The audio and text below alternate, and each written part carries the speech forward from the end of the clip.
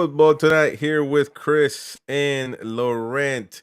We are ready for another show this week, another couple of shows this week, actually. Of course, talking about what's trending, the top stories in the football world. We are live on Top Football Club and on the AMP app. Of course, we're going to be live on the radio later on. Um, Man, what a weekend.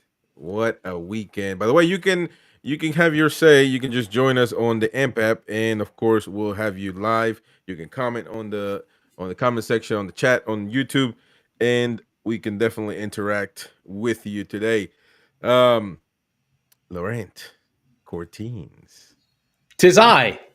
Yes. Boy, we've had an unbelievable weekend. Oh my God. Terrible. I Terrible for my teams, but that's okay. Yeah, that's true. That's true. Manchester, the whole city was just The that. whole city, we just went into a stupor. Yeah. Yeah, yeah. And then of course the great VAR debacle Oh my God. between Spurs and I mean, Liverpool. I almost think like it's been talked about so much. The whole match week has been swallowed by Yeah, the VAR. But I will not forsake the other teams that are in the Premier League, and we will do the scores. And I yeah, will yeah, yeah. start there. So But go ahead, first, do your But do first, your before I do the scores, please like, share, and subscribe. We want subscribers. We want to get to 1,000. Then we can be a real thing. Then we can do extra stuff. We get our own name, especially on YouTube. So Chris is doing lots of work. Please watch the videos, share them. The edits have been incredible. Chris is really killing it. And we're going to go to the scores. Put the time on the clock. Oh, bueno. Early Saturday, my beloved Brighton gets smashed by Aston Villa at Villa Park 6-1. Ollie Watkins with a hat trick. What? My poor Brighton. Then the great and powerful Manchester United lose 0-1 to Crystal Palace. My man, Joakim Anderson with the wonder strike. United still a mess. Now Lisandro Martinez out for a significant part of the season. Another operation on his foot. The great and powerful West Ham and my boy, Jared Bowen, defeat Sheffield. They've given up 10 goals in a row without a reply. Sheffield United in deep trouble. Then, who else scored? Who on the other side of the 10 goals? Newcastle United 2, Burnley 0. They've scored 10 goals in a row without a reply, and they put away Burnley. The relegation battle. These teams are bad. Speaking of which, Everton 1, Luton Town 0.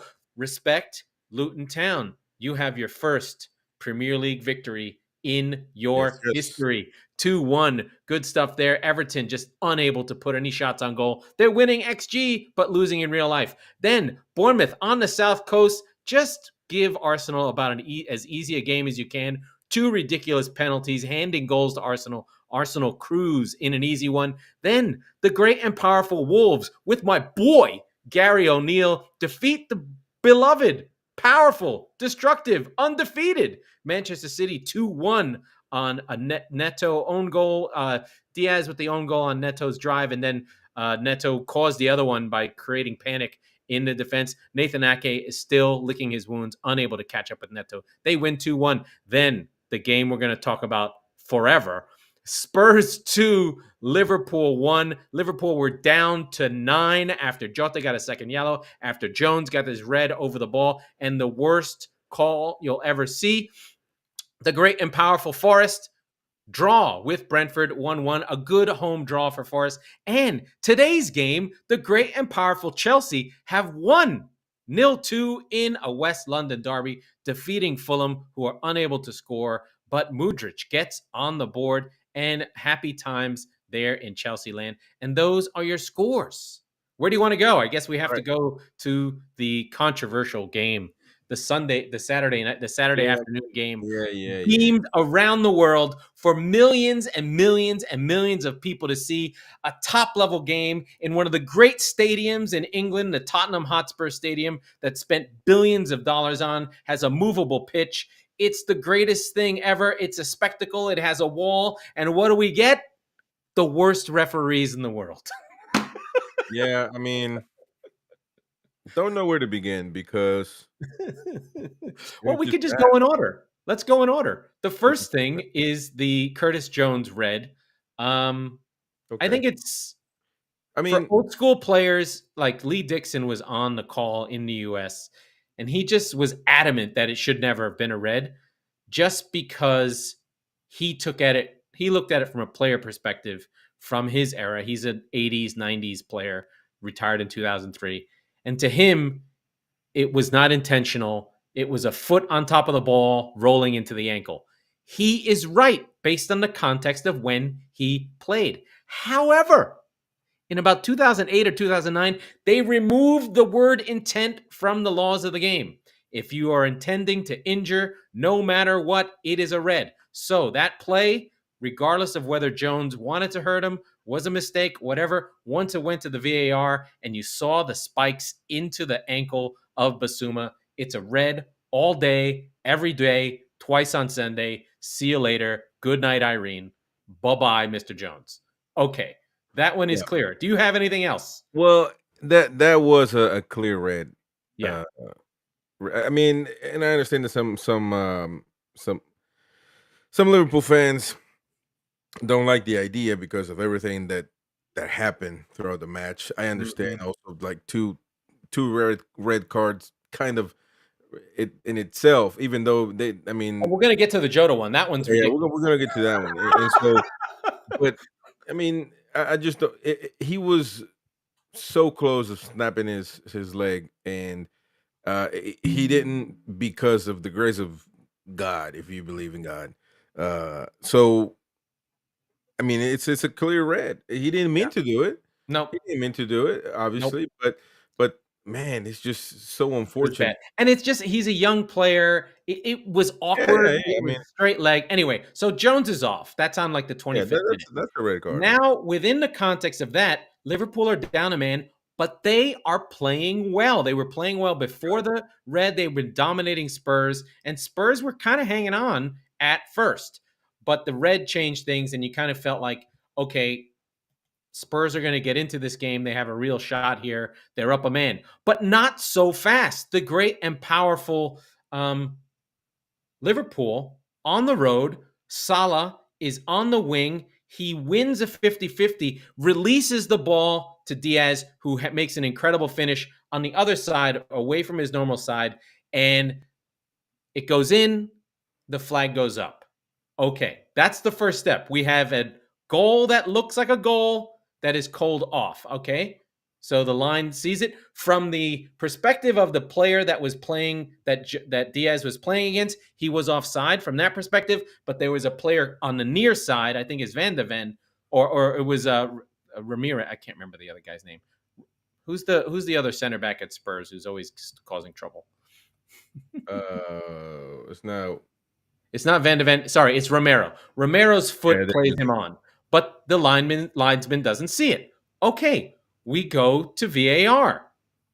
VAR takes 15 seconds and says, goal's good. So on the broadcast, Lee Dixon is like, that's going to be offside because they paused the screen. I'm like, oh, he's on. Everyone can see he's on. Everyone thinks he's on. And somehow, within 15 seconds, they say, play on, check complete. And from that moment, you're like, that is weird because that looked about as onside as you can be in the VAR era.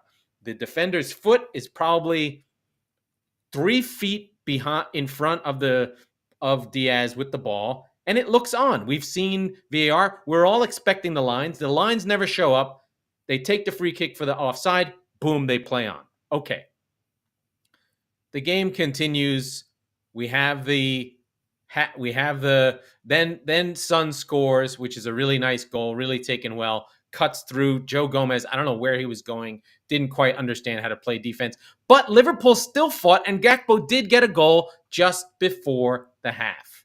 Now, what we Got find out is at halftime, the VARs already knew they got it wrong. They were already communicating and going, holy shit, we blew this. So, what I understand is that there's a miscommunication in that the VAR is reviewing the goal to see if it stands for a good goal versus overturning a VAR call. No one in the booth, nobody was able to correct. No one was able to say, stop everything. there's a goal that happened and we've got this wrong. They just said, let's hope nobody notices. That's really this small-minded mentality of these referees that couldn't have the guts to stand up and yell. They're all in communicating, right? They wear those headsets. One of the people in Stockley Park, where they do the VAR, it's a remote location, needs to be yelling from the top of his lungs saying, this is not a goal. We need to fix this, and we need to fix it now. But no one seemed to have the guts to do it. And that's the real shame, is that all the tools are there. You could go in any different direction to fix this. I've heard different things. One was, oh, the protocol. Once you do the kickoff, you can't go back because it's a slippery slope. Bullshit. You had to get the call right. Second, the other one would have been, hey, at halftime, you come out, you announce to the PA, you go to everyone, you put a stadium announcement, you go, during the halftime, there was a goal that was disallowed. We are going to allow Liverpool to run down and score a goal. It's been done to make it even. You don't want to go back. You don't want to re-referee. You simply say, this is a mitigating circumstance. We're going to allow, we've talked to the captains of Spurs. We've talked to the captains of whatever. We're going to allow Liverpool to score this goal. You come out at halftime and it's 2-1 to Liverpool. That's another way to do it. And then they could have just kept playing.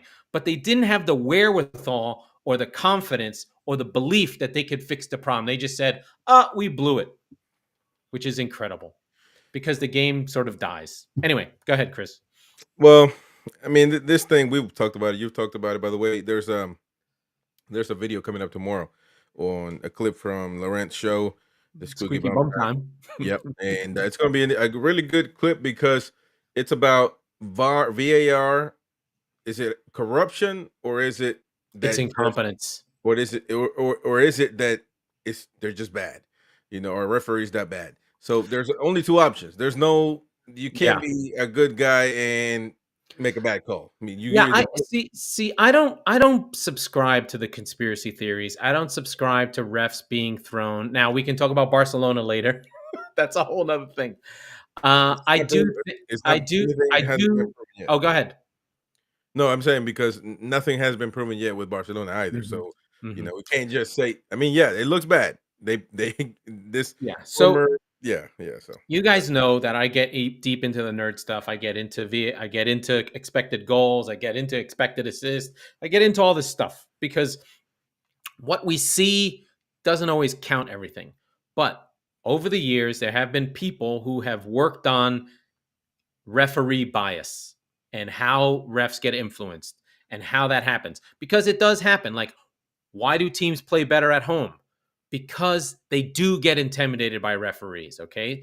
If a coach is yelling at a referee all the time, it's marginal, but it does get there. They do make makeup calls.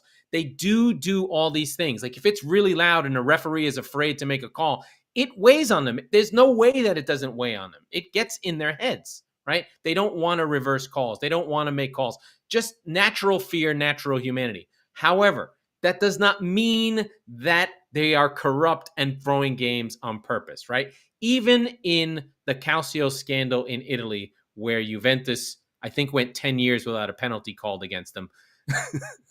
That wasn't so much that they were buying off the ref. It was that they were buying off the guy who picked the refs. Yeah. So they were like picking the guys that they knew were sort of in their corner without going direct to the refs.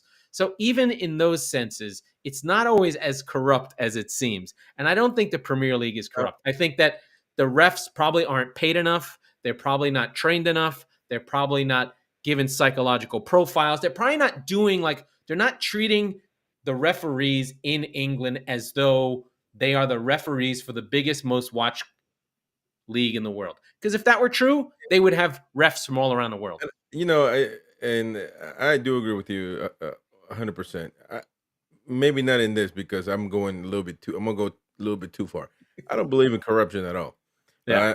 In football. I mean, give or take. I know that Sepp Blatter, when he was in charge, I know he was found. Platini also. But those guys are just taking money. They're not like. But I just refuse. I'm always going to be skeptical of those ideas that people are paying. What's the point? They're going to benefit? United? Who are they going to be? Chelsea? Who are they going to benefit if they're Exactly. gonna if they're gonna punish Liverpool? Who are they? Who I mean, you know what I'm saying? Who's paying this amount of money? Because some other big team is going to say, "I got more money than this guy." So it's Yeah, just a bunch of, exactly. It it's just doesn't a make big sense. bubble that I don't believe. Well, I don't even believe it in La Liga. I don't believe it anywhere. You know? but fans do, like, I Yeah, understand why it happens. You're focused on your team, you're dying with your team, and when some call goes against you because you only watch your team, you think that they're always against you. You never think that when you get a call, it's against the other team. You never think that when you get a call, you don't watch every single game. You don't know how many times Luton gets screwed. You don't know how many times City's gotten screwed. You're solely focused on your own team.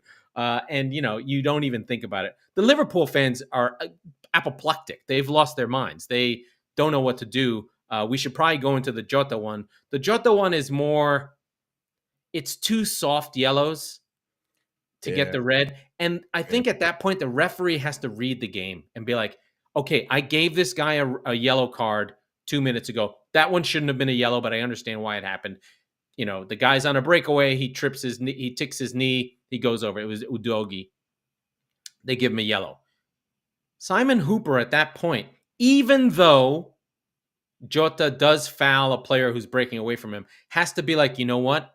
I do not want to give this guy a red. What I'm going to do is I'm going to pull him aside and say, listen, I just gave you a yellow. Let everybody know, like, be remonstrative. I just gave you a yellow, and I saw what you did. No one would have begrudged him to not give a yellow for that play. No No, for one. sure. They would have been I like, mean, oh, they gave him a yellow that he shouldn't have had, and this one is a yellow too normally, but they don't want to send him off. Play on. the thing is, I feel like Liverpool wasted so much energy on those calls that I don't think that anybody's going to go blatantly and just you know um, go against Liverpool like that. I mean, so obvious. So what they should have gone for is, look, this fool didn't call a clear goal, and that should have been everything they talked about. You know Yes. what I mean? Because I mean, obviously they're still talking about it, and actually, But you uh, got to play. You got to keep going. yeah, you got to keep playing. Got to get over that. I mean, if you're a player, you have to get over that. You can't let that happen. Now, I have been hearing that Liverpool is going to go a little bit farther and trying to get, I don't know, I don't know if more explanation or sue. They want the audio. They want to hear what They happened, just want to so hear they the audio, know. They're yeah. just gonna take. They're not But gonna I replay. will They're say, not gonna replay the game, right? well, That's no, that's bull. That's bull crap. They're not going to do that. no. And the thing is that, I mean, with the calls, I will say, I don't know why it takes this long. I mean, the only reason that I can hear someone say is, "Well, we got to prepare." Prepare for what? You just give the damn audio tape. There's nothing to prepare, edit, nothing. You can easily. I'm an editor, so I can easily make a clip sound Yeah, like it hasn't been cut. So yeah. uh, it They just may not have it. Why and would they they record should it? have. What do you mean? Everything should be recorded. And I'm not buying into the conspiracy, but it does. If you believe in that crap, it does buy into it. So you got to be careful. Just be transparent. Give them whatever they want. The whole 2 hours before the match and after the match, Yeah, if they want to, and yeah. be I clear. I I That's I it. just think for Liverpool, they gotta feel hard done, lick the wounds, and move on. I do want to talk about the game themselves from the Liverpool perspective. The Liverpool fans I listen to, especially like the deep cut, like the Fan TV, Redmen TV, some Yeah, other pundits or just or Liverpool associated pundits who are Liverpool supporters or played for Liverpool. They're all really proud of the performance. Like they really felt behind the team. They felt overwhelmed in the emotion of being under attack for the whole game and almost getting that draw, which would have been an immense draw. I mean, a massive draw to have that own goal go in at the end with 9 men must have just crushed them. But they did play well. I mean, the yeah, criticism we have of of Liverpool is that they can't defend, but clearly they can. Allison is the best keeper, if not in the Premier League, in the yeah, world. He's incredible. He made incredible saves. I think yeah. one against Son or one, I don't remember who it was, but just really top notch all the way there saves. So Liverpool can take this and be like, the world is against us. Klopp will use this to lift his team. The thing is, Manny, our friend from the WhatsApp group, he knows a point. You lose a point. Yeah, That I mean, that's shows going to up be in the key. end. It shows up in the end. That's If going to be if key. Liverpool loses, let's say they go back to their old ways, and if Liverpool chase down City, we assume City are going to take off, and Liverpool will take off right behind them. If they lose this league by 2 points, they're going to lose their minds because they lost 2 points. Yeah, but you have Hey, to admit, we have a comment. Fantastic. you have to admit that this is kind of the match. I know that at the start of the season you wouldn't think so, but seeing how these last 7 games have been played, you have to say this is probably the team I'm going to lose some points to. Of course, Liverpool is going to win every game, but I mean, Spurs Oh, has I been mean, they're rebuilt. They've rebuilt on the fly. They've got Slobozai, and now they have McAllister and right. Endo, and Curtis Jones was an important player, and they're going to miss 3 games. Exactly. What do we got? Should I read it? You want to read it? Go ahead. Go ahead. Yeah. So Peter, what's up? Peter Callow says the more Liverpool concentrate on this issue, the more likely they will to take off the ball and drop points. It's a pretty tough team. I trust a lot in Klopp, but Klopp does get swept up in this stuff. You're only as good as your next game, so they're going to want the next game to come as soon as possible. Get that Europa League game on. Go put a 5 on somebody and keep going. Because if there's one thing Liverpool have, it is depth in attack. They Yeah, scare the crap out of me. they They've can go. got They those can score, 5 man. guys. They can score with anyone. And I think that Salah is now elevated at a level where he's just like, Yeah, right he just now makes it all run. it's really really crazy because every time I'm watching Salah closely, and I feel like he's not lost a step, He's which is awesome. scary. He's And so good. and He's not so only good. scoring but just making plays, passing, filtering passes, man. It's incredible. So shout out to you, Peter Kahlo, for commenting. Please keep the comments coming. That way we can interact with you and you can have your say, of course. Also, shout out to everybody listening on the AMP app. I see some people joining us. Give us a heart, give us a like to just keep growing and keep reaching more football fans. Go ahead, Laura. Before we go to the other games, because we probably have to talk about City for sure and Arsenal.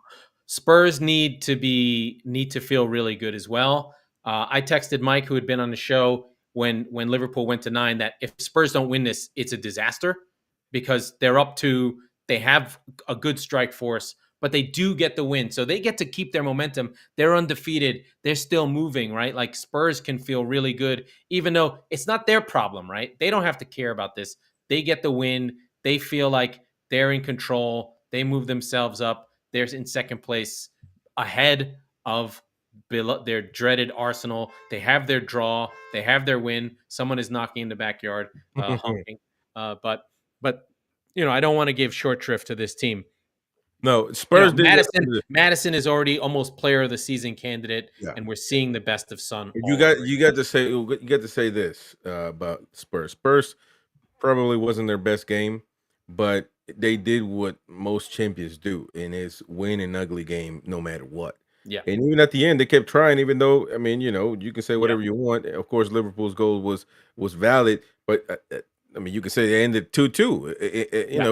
With Liverpool, so they ended up Yeah, winning. the whole second half was all Tottenham. They just went hell for leather. They went for And of broke. They course, tried to get it, and they just couldn't do it. but of course, that having two more players that was good. Let's It listen. makes a nice difference. Yeah, listen to Where do you want to go next? I want to listen to what Postecoglou had to say Okay. first. The biggest problem I think that we have, or we seem to fail to grasp, is that no form of technology is going to make the game errorless.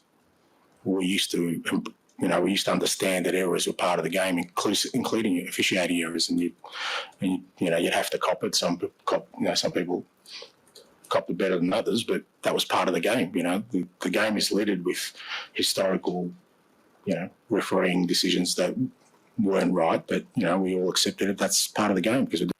Well, yeah, I mean, he's just talking about the call. Of course, I never heard a coach or a player that's going to say something. I never only Bielsa that gave the goal back with Leeds, but at the end of the day, you give some, you take some, so it is what it is. And Liverpool needs to move on though because they need to get some points and they need to take advantage. Right now, they stayed still. They stayed even because Manchester City lost some points, which we can talk about next. Yeah. It was not a great performance by I City. mean, but it's okay, isn't it? It's just one game. First Yeah, loss. it's okay. It's okay. But no Rodri, no party. 2 games in a row without Rodri. We lost to your beloved Newcastle United in the Carabao Cup. Oscar Bob's in there. Here is the dirty little secret that no one likes to talk about with City. Nobody cares. It's fine. City do not have a big squad. It's like 18 guys. And when 3 go down, they're Well, playing kids. but even Oscar if Bob. Oscar Bob is 20 years old. He's let's be playing. honest though, even if they did, they wouldn't play. So what's the point? Yeah. Well, I mean, it's a Am I very right or am I wrong? No, it isn't. It's what they have is like City have like 18 guys. 5 of them or 6 of them can play 3 positions. So it feels like guys are getting chopped and changed all the time, but it's the same 18 guys that are moving around, but their 18 is better than anyone else's 18. Like there are guys that don't play. There's guys that play sometimes. There's only a handful of players that can't play more than one position. Grealish is stuck on the wing. He can only play there. Diaz can only play in his back position. Everyone else can move around. And Holland, of course, Holland can't really shift. But you've got Diaz who can play 10. You can play on the wing. He can play the 9. You've got Bernardo Silva who can play anywhere except center back. You know, all these players that can move around. But with City, their preseason best 11 midfield is gone. So what are you going to do? You can't. It's very hard to win when I want you're putting dudes in. So yeah, I want to give a shout out to Mo Biscuits, who's commenting on the AMP app and saying, "Can you feel really good after needing an own goal to beat 9 men in a parked bus?" And also, he says, "We miss Big Ange." I'm not sure. Oh, he's giving some Celtic. Celtic love to Celtic. Celtic. So the little, what are they called? The trebles? Is that what they're called? The little flower things. Shamrocks. Shamrocks. Yeah, Shamrocks. So I don't know if that's where did Big Ange come from? Didn't Celtic. He come, yeah, the Celtic. Yeah, exactly. So Yeah, he was in Scotland. But I mean, can you we can answer that one. Clovers, mate. He says Clovers. Mo, shout out to you, Mo. Thank you, brother. You can tell we're some hicks from the U.S., man. We don't. Yeah, we only know Shamrocks. We don't call them Clovers. Shamrocks. Dummies. Clovers, yeah. But I mean, that's a good question, though. Can you feel good about? You have to. Any win is a good win, especially at home. The way it was loud, they didn't care, right? It doesn't matter. Like the W's the W, right? You just take it and go. But at this point, if you look at the table, they're in second place. We got to talk about Champions League later in the episode. Give a little preview. Tottenham second.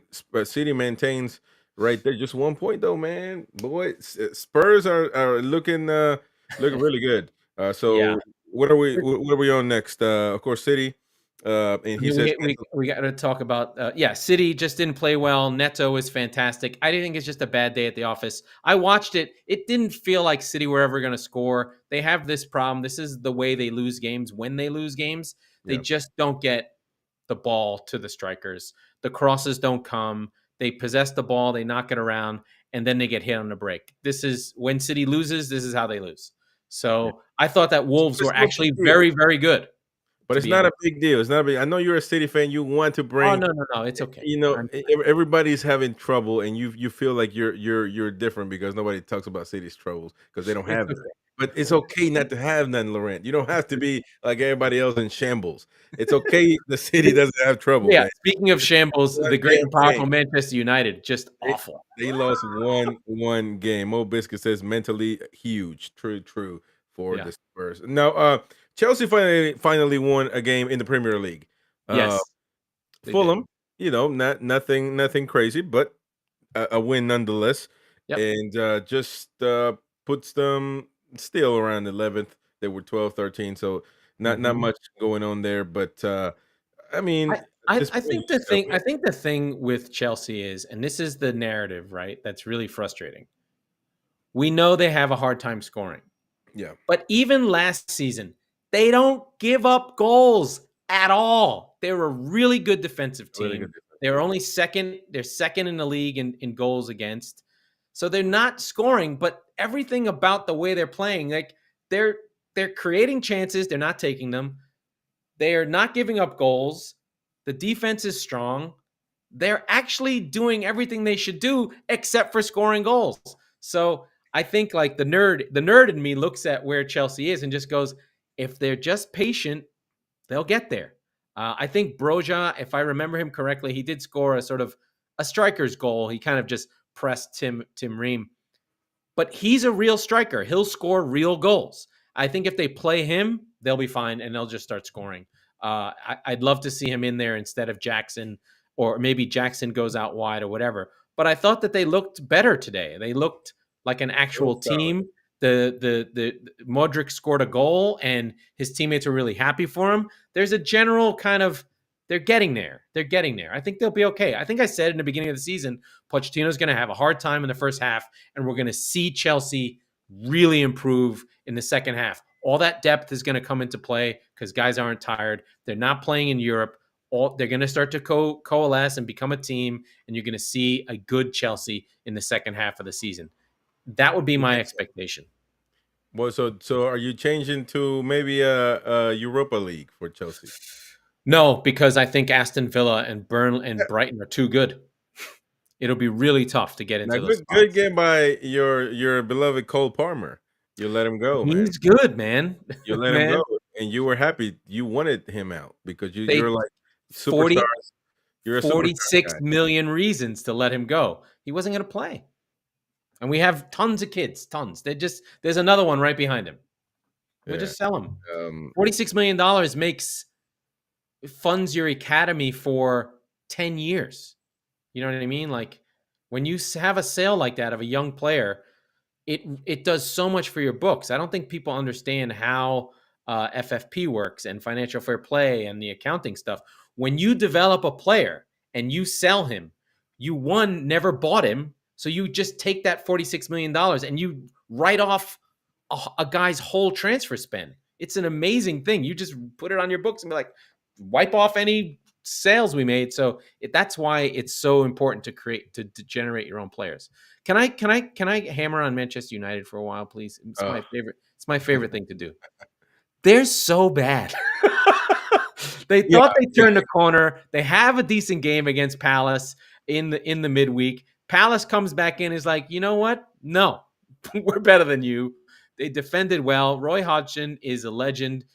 45 years of coaching. He is good for about 39 points every season at least, or maybe 45.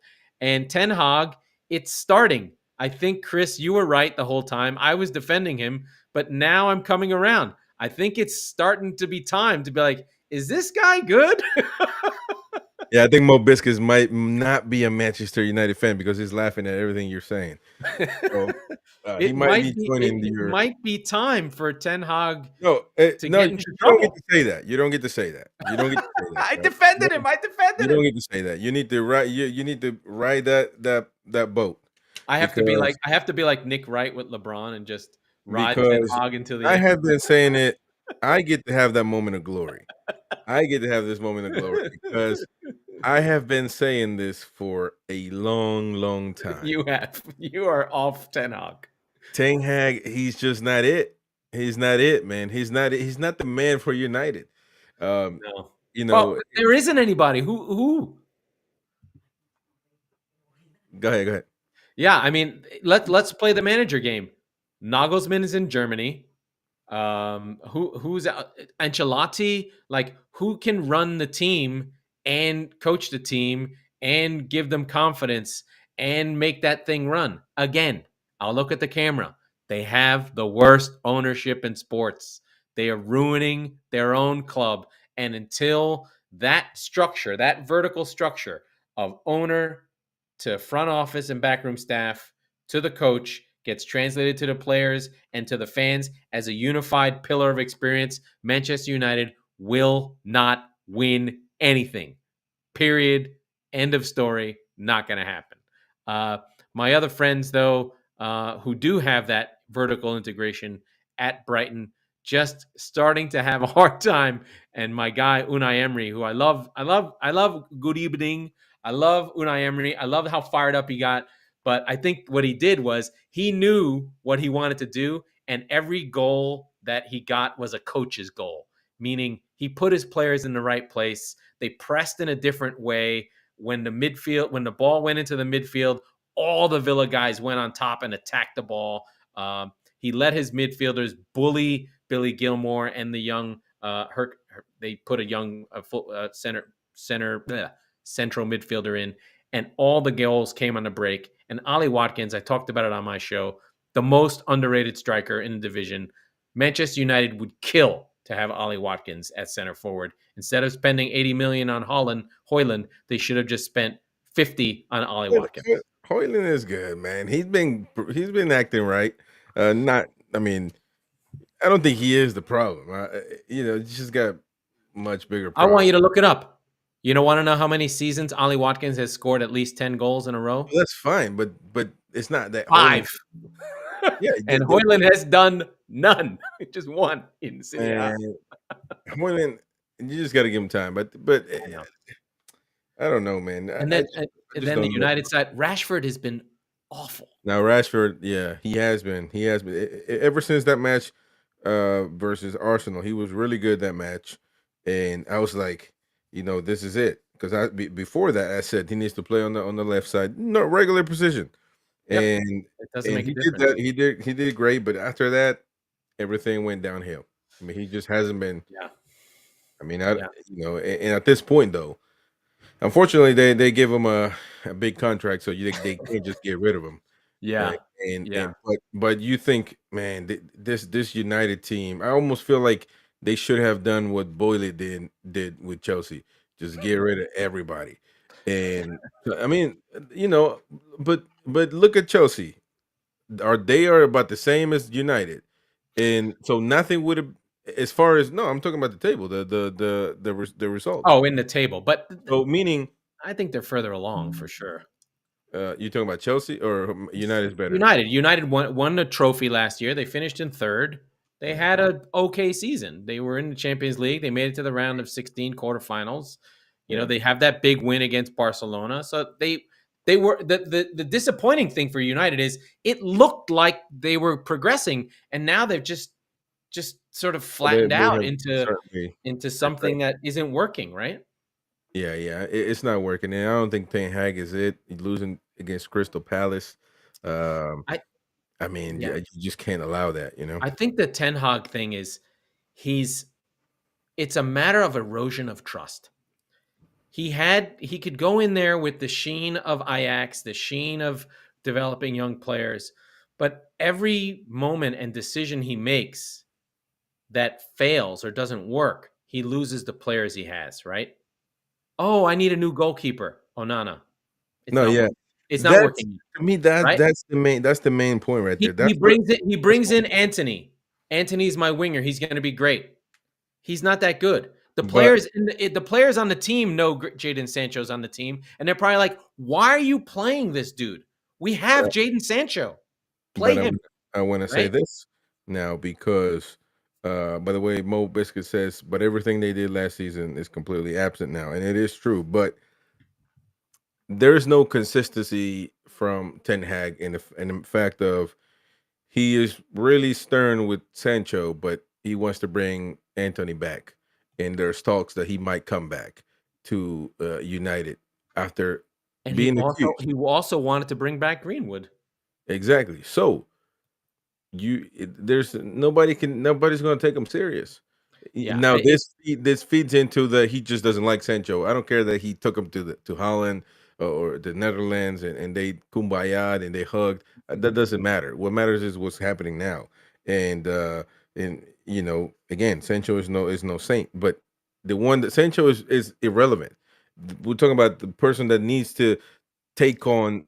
He's gonna lose every decision he makes that doesn't work. He loses trust. Oh yeah, and the players will turn on it from everybody, fans, owners, players, and so at this point it becomes Ten Hag against everybody. And I'm telling you, he's not going to win. He's going to lose to everybody. He can do Ten Hag versus one player. He can do Ten Hag versus whatever, but without W's, it becomes the world against Ten Hag, and it's slowly but surely turning. I think he feels more like Van Gaal than I see him that way. Yeah. I see him like Van Gaal, and and Van Gaal was way more successful. I mean, Van Gaal has won games that he had no right to win. He's created teams that have won the Champions League. He was way, way, way further along than Ten Hag. But I think that just Ten Hag decided after one sort of kind of good season, I'm going to do what I want, and that's okay. But it just didn't work. I mean, Yep. he changed what people call the backbone of the team. Yeah. Basically, you Yep. take your striker, you take your center back away, you take your goalkeeper away, Mm-hmm. you add on Mason Mount uh, Mm-hmm. Mm-hmm. to your midfield. Meaning he has to play next to Casemiro, or you know what I mean. Just Casemiro hasn't been performing as well either. Your strikers don't work, so basically this team is broken. And I mean, Yeah. They're not. They're. By the way, going to my nerd hole, they are literally all their numbers are in the middle. They are a mid-table team in every single way. They're mid-table defense, mid-table in scoring, mid-table in points. They're literally like 2, 3, and 3. That's it. That's a mid-table team. They could get stuck there. Ten Hag will get fired if they stay there, but it's been oh, bad. Um, I do want to give a shout out to the other only undefeated team, both teams from North London. Arsenal still undefeated. They get that big win versus Bournemouth. The only story point in this game is on the second penalty, the teammates allowing Havertz to take it on 53. They push the ball in his hand. They're like, "You're taking this goddamn penalty." yeah, Thank God he made it, and his teammates swarm him. So it's clear that they. Oh, Lewis York. Hello, Mr. York. Lewis Um, York is back. He woke up big from over the big game on Newcastle game. Wednesday. Which big What? game? Oh, the PSG game. So that's our transition into the Champions League for Newcastle. But yeah, Havertz has the backing of his teammates, which is good. It's good to see that he's liked by his teammates. He just needs a bit more productivity. That's going to be the running theme for Arsenal. Can they get Xhaka's creativity and power and confidence back in that position? It's not a coincidence that Granit Xhaka is at Leverkusen and that team is in first place in Oh the boy. Bundesliga. Now I got one hell of a hot take from Mo Biscuits. Is Uh-oh. he puts his opinion on Arsenal. He says Kai Havertz will become a legendary Arsenal player in one of the most famous U-turns of all time. Hey, I like it. I like it. Mercy, Well, mercy. listen, as long as they're winning and he's taking the time and getting Oh, the yeah, yeah. minutes, it's fine. They can carry him while they're winning. They It's got when players they to score lose and they blame him is going to be the problem. Yeah, no, you're right. You're right. But that's with anybody, right? I mean, anybody Yes. that comes that's questioned, you get that type of stuff. Yeah. But good for Arsenal, man. I mean, Yeah. they're just doing good. They're all Let's together. let's pivot to the Champions League because on my show, it's on the channel. I did the whole That's Premier right. League. So if you want to go in deeper detail, every team, I talked about Everton, I talked about Luton, I talked about this being the worst group of relegation teams, comparing it to last year. We've got a bad group, but we talked about that on the Squeaky Bum Time podcast. It's available on the Or, Top FC News. You or can you listen can to it listen to there. it. But let us talk about the Champions League Yeah. and Lewis York's beloved. Is it Lewis And York? mine, and my And beloved, your yeah, beloved? my beloved Newcastle, man. But I think Mo Biscuits is giving me crap. He's like, nah, scoot him back, let him hold hands with Martin, and everyone keep Martinelli? being nice. Yeah, I I don't think know I which think one. Martin or well, could be Martinelli. Lewis York says he's taking a shot at the great and powerful Spurs. Oh, I can't control it. I'll read it, but you put it up. My Uh, beloved Newcastle. Thank you, Lewis. It's 3 a.m., I'm sure. yeah, He thinks let's talk Champions League. That's more. he That's thinks Arsenal will win the Premier League before Spurs win the FA Cup.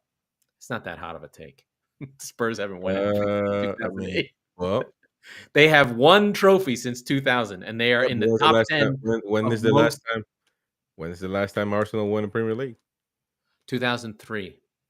That's a long time, my boy. It is a long That's a time. long time. I know. I know. I committed the sacrilege of saying that Arsenal hadn't won in the past Oh no, they won some since FA in Cups the new in the millennium. Emirates. Oh no, But oh, not hadn't won the Premier League. no. But They 2003. I mean, come on. they I won mean, two. if I made the mistake of skipping 2, 3, 4, then get on to me. But it's just one damn Premier League. So shut the hell up. Yes, Anyway, Lewis York. We know that Newcastle haven't won the Premier League. I know. They finished All right, second once, I think. Champions League, man. That's really hot right now. We have a lot of matches to kind of, you know, just review and whatnot. But just the big teams is looking nice. Um, I mean, United. Well, never mind.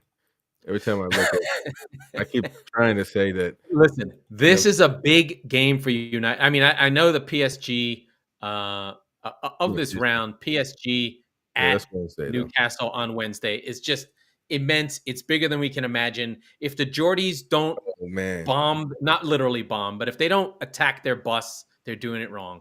The big game, though, I think, frankly, is the narrative around Man United playing Galatasaray. They're going to host Galatasaray at home. That's really the big game tomorrow. If United don't win that game, actually Napoli Real Madrid is a big game. That could be dangerous for Real. Their defense is a little bit shaky yeah, right now. that's Um, probably their toughest game on paper. So Yeah, in but Napoli, narrative-wise, everyone's eye is gonna be on this United game. I don't know where Galatasaray are in their division. I'm sure they're playing well. Luis Zaha, Icardi, I believe, is on that team. yeah, Um, yeah, no, that's not Icardi, bad. That Hakim Ziyech, Zaha, good players. you know, Um, playing at the Old Trafford should have some kind of advantage. mm, Um, Inter Benfica is going to be a nice one too. PSV Sevilla. I mean, that's if you like yeah, football in general, that's going to yeah, be but nice. PSV are pretty bad. Yeah, they're pretty bad. When they play against Arsenal, that was just bad. Yeah. That was just I am afraid. I mean, I know nobody cares about my fears for City against Leipzig. No Rodri again. No, Rodri will be back. Oh, I'm fine. Don't have to worry about Leipzig. well, yeah. He doesn't have to no Leipzig. No, City's going to have a cakewalk. I mean, nobody's concerned. No, Uh, listen, dude, these teams man, are good. These teams are good. I'm telling you. stop playing. Everyone poo-poos when City has to play teams. I'm like, dude, they No, no, beat them no. because They they're have a better than they are, but it's It's hard. okay, man. It's okay to have a nice group. That's good. They don't have to, they can just I mean, they're gonna have to still go out there and play. I Yeah. understand your big red machine, big red cross machine that you invented. I don't know who you own that team. You and somebody else are co-owning that team that just came up in the Champions League that they played last time. That scored against City in the first half. My team, Red Star. Yeah, yeah. You and who Joke. Joking. They're but tough. man, City just went there and it just happened. And Yeah, I and know. that's all they're gonna celebrate all year, this team you're talking about. So but yeah, Newcastle PSG is you can consider that one being the match of the week now. Come on What? now. Oh, I mean, it's big for I think I know, but just don't look at it. In Yeah, terms of English football, in terms of the Northeast, in terms of Newcastle, this is as big an event as there is. This is Mbappe on yeah, Tyneside. This is insane. Like, who would have thought that? You had 15 years of Mike Ashley, the worst owner in the league. He was rivals with the freaking with the Glazers, although the Glazers spent money. Ashley was worse. He was like the Glazers, but cheap, which is he took Newcastle down twice. That's a team that should never be relegated, especially right. with the fan base, especially with the money, especially with everything. It's great. Like, as much as people want to be angry about the PIF, I'm sure Newcastle fans never think about their owners. They're just like, I'm just happy we're winning. I don't care. Yeah. Just like City fans, we don't care. It's No, great yeah, when you got a Sheik. and Sheiks are and the best. Everyone should get a Sheik. They're the but best. yeah, yeah, but these teams don't lose their tradition. By the No. way, today, City legend passed away. We got to give him Franny a shout Lee. out. And so people identify City as uh, a new team. That's not. They're not a new team. No, no, we have This history.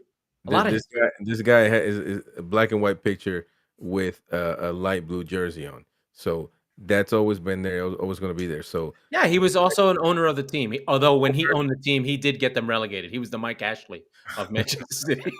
uh, uh, He owned like a box of recycled paper factory. so you got But to just to give you a sense, like, he bought the team for $2 million. Like, there's respect. houses that I live near down the street that cost $2 million. Yeah, yeah. So, but you gotta respect all teams and their history. Owners come and go, man. But the history stays. So Yeah, you know, there's three players that City's history really pivots on. It's Franny Lee, it's Colin Bell, and the other guy whose name I can't remember. They won in the late '60s. They won the league in '68 after United. I think after United won the Champions League, they won in the '60s, and then all through the '70s they contended. and then they sort of decline in late 70s, and then and this is where City sort of are remembered. Like 80s are bad, 90s are bad. We have relegations. We go down. 99 is our most famous game before the Aguero goal. It's a shootout in the League Two playoffs, so that we don't get relegated against Gillingham and Tony Pulis, Dickov and Horlock and that whole crew. So at Main Road, which is behind me. Dortmund Milan, that's a good one too. This Wednesday, two Mhm. big clubs from their countries. Mhm. So I mean, it's going to be a good week of Champions League, man. Champions League is always needed. Porto, Barcelona, nice one too. Barcelona doing good, man. Football wise, really doing good. Look like they're kind of back when it comes to Do you Champions. want to talk about what's going on with Barcelona? Yeah, we can talk about it because Got 10 but at minutes. the end of the day, I mean, I get it. It's not good. It doesn't look good.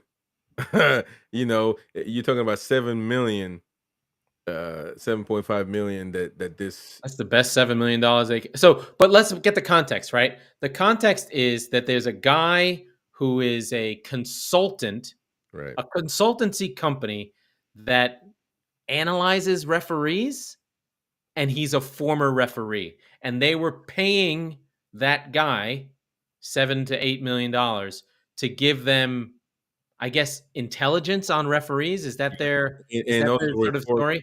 But reports not on directly to referees. reports on but he was active in La Liga as I mean he was I don't want to make this up, but I don't know if he was active as in the head of refereeing, which If makes that's it bad. makes it bad Yeah. because obviously he has control over referees, and nobody has come out and said that he went to a referee and Paid them. coerced somebody, of course. But everybody in La Liga does that. Real Madrid does that. They get these inactive referees to do reports and say kind of okay, these are the amount of plays that we've been the bad calls, good calls, who's referee, kind of just Yeah, and you can manipulate the results by getting referees that you know are favorable to your team. Like, you have the data. It's not and hard. so it does look bad, but at the end of the day, it hasn't been nothing has been proven. I don't ever agree with this narrative that just because you're accused of something, you're guilty of it. Also, City, we're not guilty of our 115 And that's about you never heard me say they're guilty. financial fair play Only, violations. only unless you did it, unless they come out and Oh, come out and say, listen, I am not naive. City did do some dirty well, accounting. but There's no I'm not doubt. naive. I'm not naive either. Yeah, I yeah, just they all do it. choose not to believe in. I got a lot of things to do during my day than just to think of what I believe is happening. No, let the truth come out, and obviously, Yeah. if it's indeed bad, if he was they catch tapes or documents, whatever, they probably shredded everything. So if they did something wrong, so it's The kind of thing they're is giving the them thing the is top. with Barca and Real Madrid, because they're not companies, they're owned by socios, and they have all these leaks and all these agendas, and it's just a giant political organization, right? Basically, it's like, oh, we have the Pentagon, but the only thing that this Pentagon does is run Real Madrid. Yeah, Right? Like all these like 50,000 people who all pay a pound of money, and everyone has a boy, and everyone it's a sieve. Everything just comes out. So right. I would imagine that if there is somebody who wants Joan Laporta removed, they will leak whatever they can to have him But this removed. other thing I don't understand is everything is about uh, like if something is going on like right now with Barcelona, all of a Mhm. sudden Real Madrid comes out, Real Madrid people, fans or journalists, because in La Liga is like almost like fans become journalists because Yeah, yeah, of which how is fine. I don't care. because of how they talk. I mean, they don't even Well, keep no, any. because you have you have the As and you have Marca. One is a Barca team newspaper, and one is a Madrista newspaper. They have Right, their own newspapers. and so, but it's just like, man, it doesn't. Yeah, technically you are part of La Liga, so it does involve you if they did something wrong. But bruh, not that it's But not just you, man. Stop. remember how the crazy shit though that happens with Barca or in that division. Remember, they weren't the transfer window had closed, and somehow, and Barcelona had like 3 injured strikers. Somehow they end up with Braithwaite through some magical ruling that La Liga is just like, okay, yeah, you can do a transfer outside the transfer window. Like, how does Right. that happen? Well, and that Or could be influence, of course. I mean, all these big teams, man. If you're a fan of a big team, shut the hell up. yeah, You know what I I'm a mean? fan of a big team, but we're kind of Shut the small hell up. big. Like the other teams don't really. We're like we're No, nouveau City has riche. influence. Stop acting like they don't. They City has influence. No, but we're not respected. Nobody respects Yes, City. they do. Man, you are the most Trust me. misogynistic I'm a uh, hater of my own team. fan in the world. No, we're not. We're not. We're not. Otherwise, all Yeah, this stuff would go people away. look People at don't. City and they respect City. People look all over like when Real Madrid plays against Manchester City, they don't say, "Oh, we're gonna play against these bums," and we're Oh no, gonna. no, no, no, Oh, no. I think yes. I think no. Sorry, you're right. In terms of the squad and the playing and the coach and all that stuff that's on the field, City are respected for what they do as a football team. I agree with that. But in terms of like the hierarchy of stories and narrative, well, that's it's gonna it's be Real Madrid, it's Barca, it's Liverpool, it's Manchester United, it's Bayern Munich, it's AC Milan, it's Inter. Before City's not up there yet in terms of like oh yeah, driving clicks. Like if you, how many videos have we made where City drove clicks? Never. There's not enough fans. There's not enough yet. It'll I get will there. agree with that. I will agree with Yeah, that. of It- course. It's but it's no it's there are fans, man. city's no drama. We're very just like, oh, it's all about the football. The thing you find out is the football doesn't matter. Look at United. They're terrible and they're still the number one story. Yeah. Being terrible. Mo Biscuit says, at this point, though, is there a single authority or body you would trust to investigate Barca, La Liga, Fifth Pro, etc.? No. Yeah, yeah, I mean, yeah, but and again, I don't get into this. Look, listen, man, I get it. I mean, yeah. Do I? I'm not naive. Do I think that everybody is great and transparent? No, there's bad people in this world.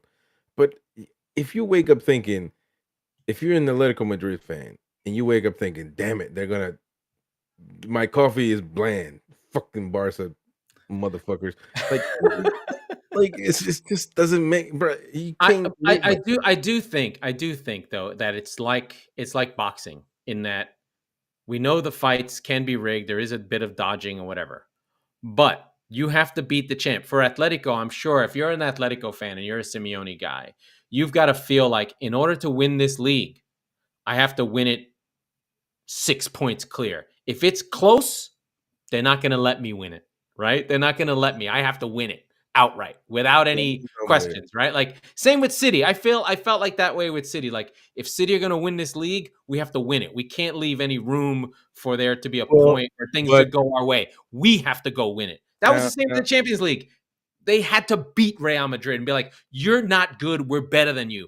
Don't make it close," because they tried making it close, and then Real finds the freaking leprechauns and wins the game out of the blue. that's the Clovers, Like, that's Leprechauns and clovers. the way he told you, man, you have the political weight of the world's richest nation behind your sports team. So shut the hell up, Laurent. That's not. Well, he didn't say shut the hell up. I'm telling you that. The world's richest nation, what the the UAE? Well, I mean, I think. Well, your owner's rich as hell. I mean, Sure. come on. But Not the world's richest nation. All they have is oil. Everyone else is poor. well, that's all That's it. people. That's all people consider. You know, that's a lot. I But understand. It's like $50 billion or something. but when it comes to just decisions, man, I can't in football. You have to rank the players, the opposite players, the referees. Yeah, Because I don't agree too. Right. Like it's too many. It's what do not. yeah, You exactly. cannot rig if it's City playing against Arsenal and people and the Sheik wants he's paid everybody. If you don't pay Odegaard, then you're not gonna win. I mean, you got to pay Arteta. You got to have a lot of people on your salary on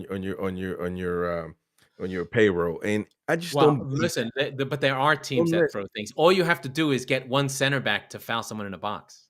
Oh, okay, but who's gonna be that? Your own center back? But it's usually in lower divisions where guys aren't making money, right? Yeah, It's like yeah. someone Just bets that City are going to win by and 3 that's goals, and someone who plays for Burnley, who's 19 years old, yeah. purposefully is on the take and foul someone in the box. I mean, it can be done. But Or you and get the goalkeeper and a central defender. Forget it. You could throw there's games. No so many problem. people you got to pay off that Yeah, it's impossible, man. yeah, Impossible because and because of that too, the salaries. If I'm Haaland, you know, man, I'm rich and I'm going to yeah. be I'm not rich. throwing games. Yeah, So exactly. what the hell am I? It just, but it's nice talk though.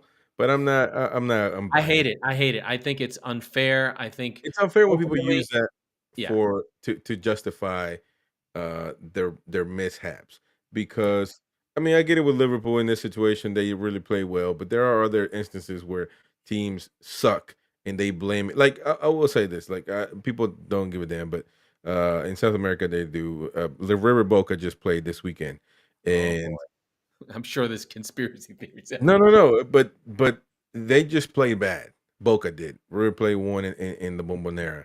Mhm. And and all of a sudden Boca's coach comes out and it's like, yeah, we just well, we can't have the referee being a River Plate fan because we've heard that he is taking pictures with the jersey on and everything. Like what? You sucked, man. What's the point of you throwing this bull crap out? Actually being unfair to the referee because they're the only people, employees of football that have zero fans that nobody gives a shit about, that everybody can just beat up on and nothing happens. So it's Don't unfair. be a ref. That's the moral of the story. Don't be a In ref. kind of in the video that's going to come out when you talk about VAR conspiracy Oh God. versus incompetence, which is going to be tomorrow on the YouTube channel at Top FC News. Please go, Mo Biscuits, go subscribe to the YouTube channel. It's coming in the morning, and you know it just doesn't make no sense, man. It doesn't make no sense. Like it's unfair to an employee that has nothing to do, that has no fans. So all of a sudden he has to walk on the streets in Argentina to say, and all of a sudden, just people by saying that fans, you know what I mean? Yeah, Fans that's go that, crazy. that's the beef I have with Klopp often and Ten Hag.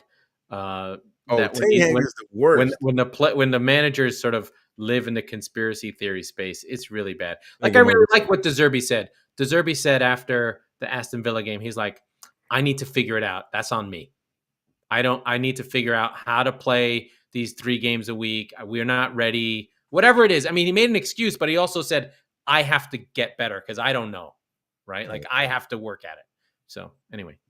Anyways, well, that was it for this nice show today. By the way, hey, is Mo Biscuits, is your name Jacob? Because we just have a new subscribed person just popped up on my screens. If that's you, thank you, brother. Thank you for being on AMP, and of course, we're gonna be live with the show there and everybody on YouTube.